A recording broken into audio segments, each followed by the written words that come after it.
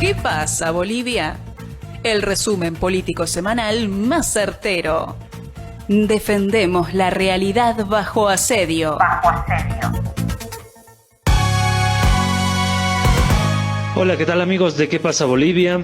Los hechos más sobresalientes, sin lugar a dudas, en el Estado Plurinacional de Bolivia tienen que ver con la convocatoria de dirigentes anónimos de organizaciones sociales paralelas e incluso dirigentes con militancia en otros partidos políticos alejados del movimiento al socialismo, pretendiendo convocar a un ilegal congreso del MAS en la ciudad del Alto para el 3, 4 y 5 de mayo. Se trataría de un nuevo cabildo de funcionarios públicos, como ocurrió el 2023, ¿no? El gobierno convocó con bastante parafernalia a un cabildo que se desarrolló también en la ciudad del Alto. Mismo cabildo les resultó contrario, les salió el tiro por la culata, porque en los hechos ese cabildo pidió el ajuste de las políticas gubernamentales, sugiriendo incluso el cambio de ministros. Cosa que recién ahora, en marzo, el gobierno pudo cambiar a los ministros de tercera calaña, de tercera categoría, ¿no? A los ministros de representación indígena. No movió para nada a su gabinete político y a toda su cúpula de burócratas, clase media alta, incrustados en la burocracia estatal, sus ministros de gobierno, de presidencia, de economía, de justicia, inamovibles para Luis Arce Catacora. También ha repercutido en esta semana el hecho de la convocatoria. No convocatoria propiamente dicho, la aglutinación de múltiples organizaciones sociales que se han autoconvocado para revocar a la alcaldesa de la ciudad del Alto, aliada de Luis Arce Catacora. Hablamos de la señora Eva Copa, ahijada política de David Choquehuanca, quien está siendo duramente repelida en la ciudad del Alto y ya se ha presentado más de 2.000 libros firmados ante el Tribunal Departamental Electoral para el revocatorio de esta señora Eva Copa. El revocatorio, una situación prevista en la propia Constitución Política del Estado, y lamentablemente el equipo de Eva Copa apela a las chicanas jurídicas, indicando que se ha presentado fuera de plazo, que no debería presentarse de esa forma, que hay muchos errores en el llenado de los libros, cuando en realidad el hecho de enfrentarse a un proceso de revocatorio de mandato amerita pues una respuesta política. Eva Copa debiera someterse al proceso de revocatorio de mandato, como en su momento lo hizo Evo Morales el 2008, por ejemplo, siendo Evo Morales ratificado con más del 67% de los votos. Se podría decir a todas luces que Eva Copa es una analfabeta política, no puede llegar a entender la magnitud, la dimensión de un proceso de revocatorio de mandato. Se hacía la burla de los salteños, de quienes convocaban a este proceso, y pues resulta que ahora es ella la que teme por un eventual proceso de revocatorio, y en las urnas los salteños seguramente revocarán a la señora Eva Copa Murga. Por otro lado, es sumamente interesante analizar el ámbito de la encuestadora Diagnosis. Ha publicado un informe en el cual asevera que la aprobación del presidente ha caído al 38% por señales de crisis económica. Esta encuestadora Diagnosis es y ha sido durante todo este tiempo muy afín al gobierno de Luis Arce Catacora, muy afín a su gestión, tratando de, con sus encuestas, respaldar las políticas gubernamentales de Luis Arce Catacora y todo su entorno. Sin embargo, se puede advertir un alejamiento de parte de esta encuestadora, ya que el medio Brújula Digital ha publicado parte de este estudio, el cual considera 5 segmentos en la encuesta. El primer segmento son los que aprueban mucho la gestión de Luis Arce Catacora, el segundo segmento son los que aprueban la gestión de Luis Arce Catacora, el tercer segmento son los que son indiferentes a su gestión, el cuarto segmento los que desaprueban su gestión y el quinto segmento los que desaprueban mucho. ¿Qué ha pasado de enero a marzo del 2024? Quienes aprobaban mucho la gestión de Luis Arce Catacora con un 7%, hoy bajan a un 6%. Quienes aprobaban a la gestión de Luis Arce Catacora en enero del 2024 con un 35%, hoy bajaron al 32%. Y entre el segmento que aprueba mucho y el segmento que aprueba, se tenía un 42% de aprobación al presidente, hoy se tiene un 38%. En el segmento que es indiferente, tenía un 10% de apoyo Luis Arce Catacora, ahora tiene una desaprobación del 12%, perdón, su desaprobación era del 10% y ahora su desaprobación es del 12%. En los sectores que desaprobaban y desaprobaban mucho a Luis Arce Catacora, se tenía un 48% de desaprobación y hoy se tiene un 50%. Entre enero y marzo se dio una caída en la aprobación presidencial de 42 al 38% en cifras generales. Esto debido fundamentalmente a la escasez de combustibles, a la escasez de dólares, a la subida de precios en general. Por otro lado, se tiene también el ámbito de que en las clases medias, donde se supone que tendría un mayor apoyo Luis Arce Catacora, ha caído la imagen del presidente a un nivel de 29%. Esto es fundamental para entenderlo, ¿no? Porque en enero del 2024 existió una imagen positiva de Luis Arce Catacora de un 87% y ha caído esta imagen al 54%. Se tenía también en el sector indiferente una imagen positiva de Luis Arce Catacora del 43% y esta ha caído al 30%. Y en la negativa se tenía un 23% cayendo al 21%. Entonces, a todas luces, la imagen negativa de Luis Arce Catacora va fortaleciéndose con relación a la propia encuestadora que otrora realizaba análisis sumamente favorables para Luis Arce Catacora, ¿no? Por otro lado, y finalmente, se tiene el ámbito de el relator de la CIDH para Bolivia, quien ha indicado a través de un informe que ha hecho llegar al Estado boliviano el día jueves que hay factores que pueden minar la independencia judicial. ¿Qué ha dicho el relator de la CIDH, el relator de la Comisión Interamericana de Derechos Humanos para Bolivia, José Luis Caballero? En una entrevista con EFE refirió que existen elementos que pueden minar la independencia judicial, indicando a través de un informe titulado Cohesión Social, el desafío para la consolidación de la democracia en Bolivia, redactado después de la visita que realizaron al país el año pasado, por estas fechas, y parte del documento señala que existe una profunda desconfianza de los ciudadanos en su órgano judicial. Los órganos de justicia están diseñados para ser independientes y hay un diseño constitucional. Nosotros encontramos elementos que pueden minar la independencia judicial, es lo que expresó el relator de la Comisión Interamericana de Derechos Humanos, CIDH para Bolivia, José Luis Caballero. Una situación sumamente preocupante, más aún teniendo en cuenta que tenemos un proceso de elecciones judiciales, de preselección de candidatos que ha sido duramente cuestionado también en la forma de cómo muchísimos candidatos, tanto del Tribunal Supremo de Justicia como el Tribunal Constitucional Plurinacional, el Consejo de la Magistratura y el Tribunal Agroambiental, han sido descartados de buenas a primeras por interpretaciones subjetivas de parte de los asambleístas, miembros de estas comisiones mixtas, tanto de la de Constitución como de la de Justicia Plural.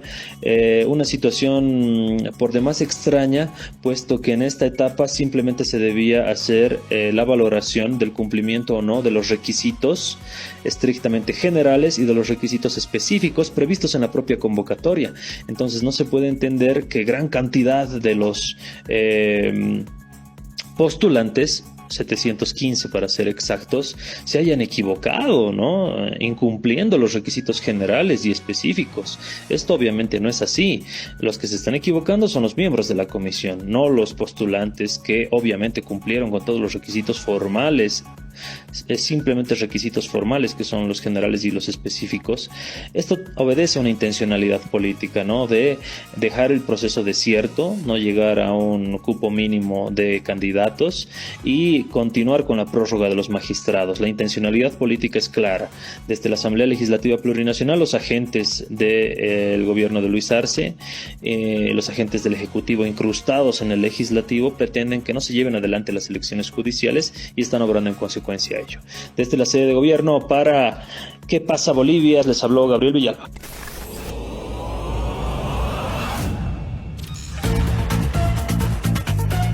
¿Qué pasa Bolivia? El resumen político semanal más certero.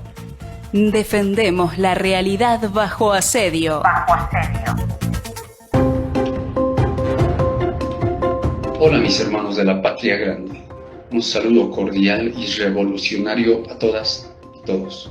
Nuevamente desde Oruro, Bolivia les habla su compañero Roger Wilcarani Morales. En esta oportunidad quiero comentarles dos temas de bastante interés. El primero va relacionado a los 3 años de detención que cumple la señora Yanine Áñez, quien fuera presidenta de facto del Estado boliviano. Y el segundo que tiene que ver con las elecciones judiciales que nuevamente están truncadas, que están siendo interferidas para hacer fracasar por los operadores de Luis Arce.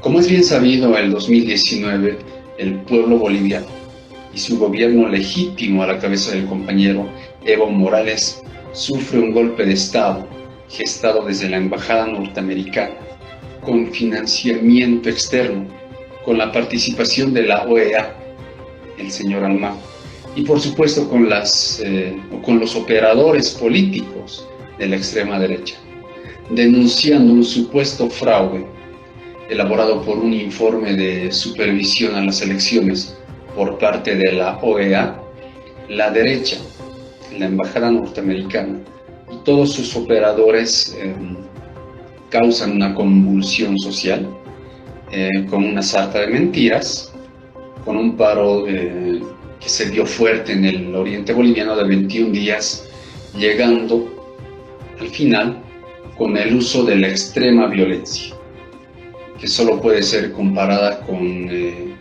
la ideología fascista, porque estos grupos de extrema derecha secuestran dirigentes, queman casas de las autoridades.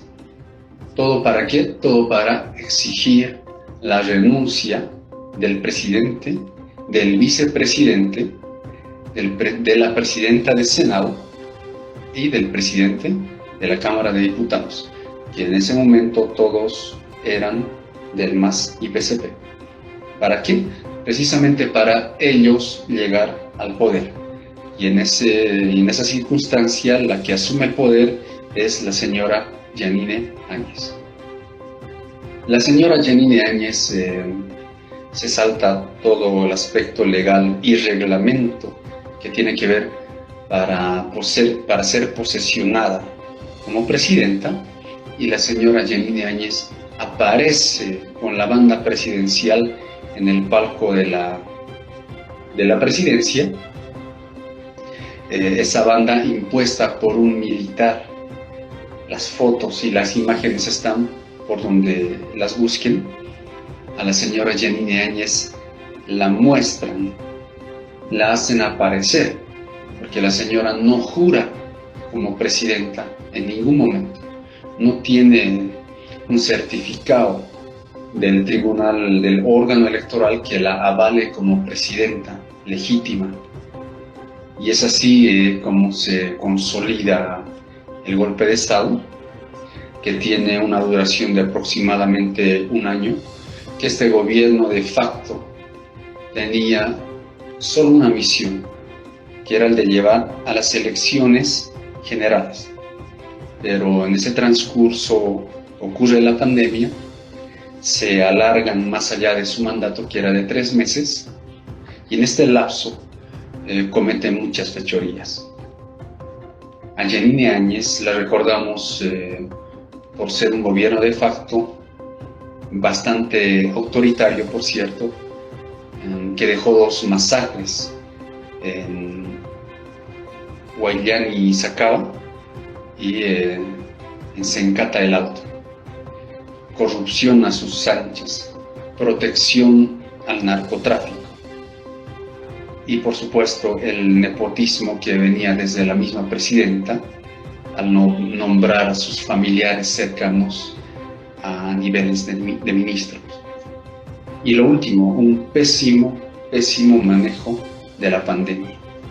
Todos los actores que estuvieron involucrados directa o indirectamente en el golpe de Estado y en la ostentación del poder una vez que fue arrebatado al pueblo, o están en la cárcel o están prófugos.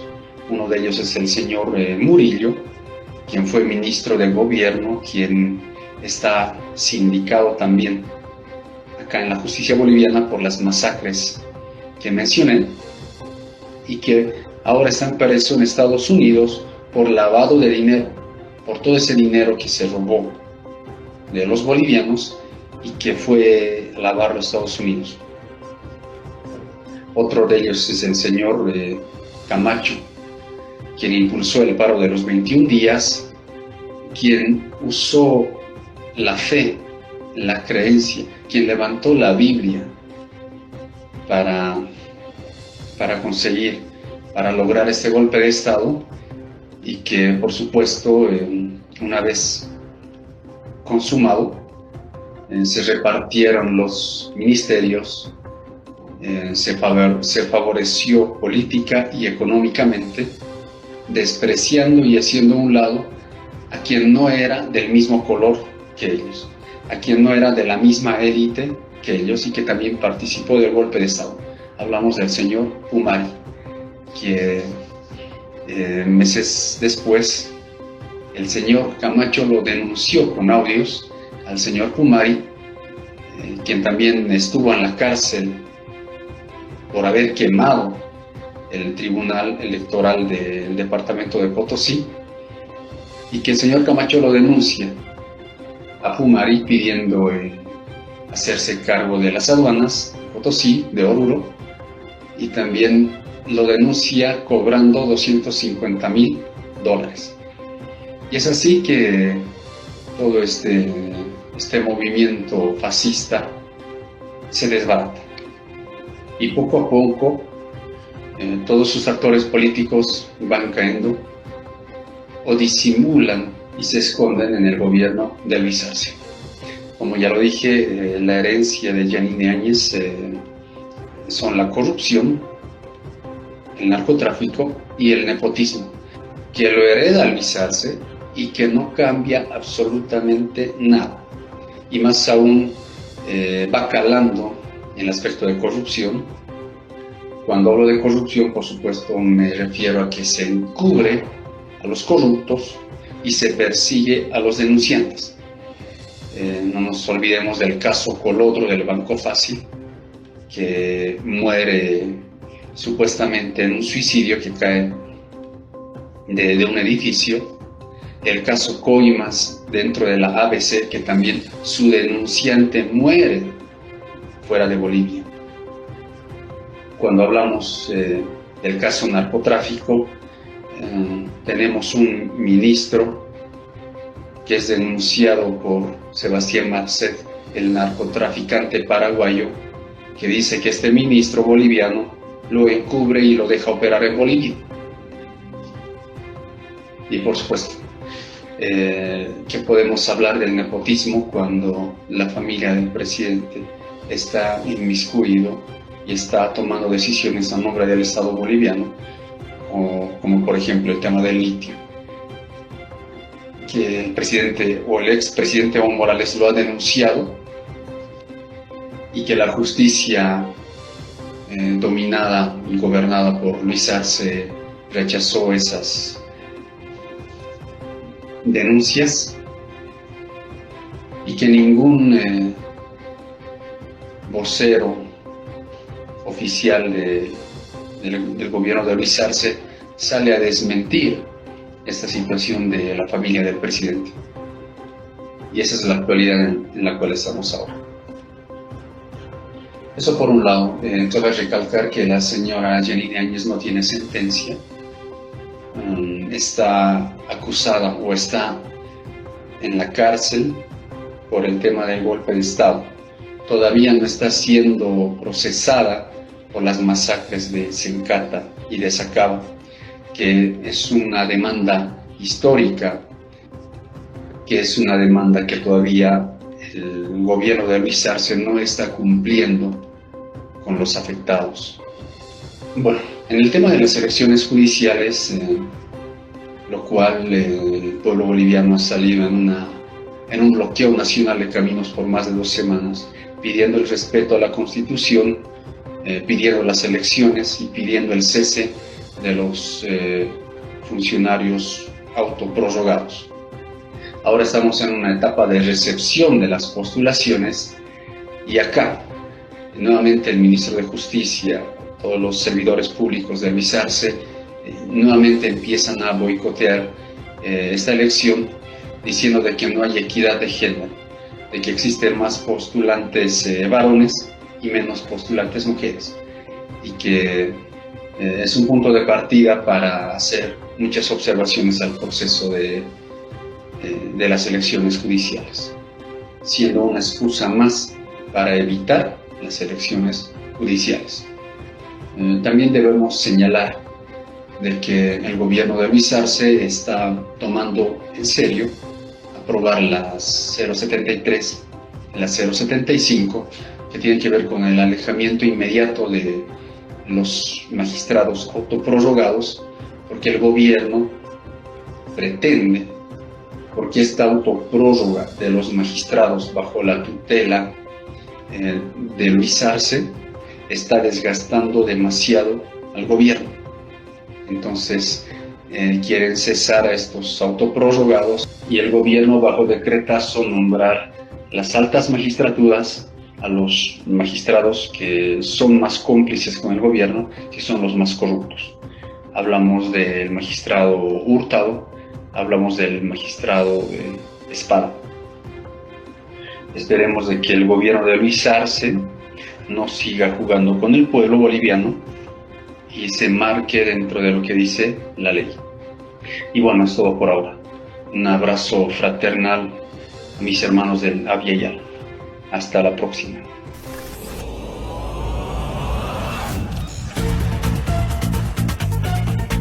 Por ahora hemos llegado al final de nuestro espacio. Los esperamos la semana entrante en ¿Qué pasa, Bolivia? ¿Qué pasa, Bolivia?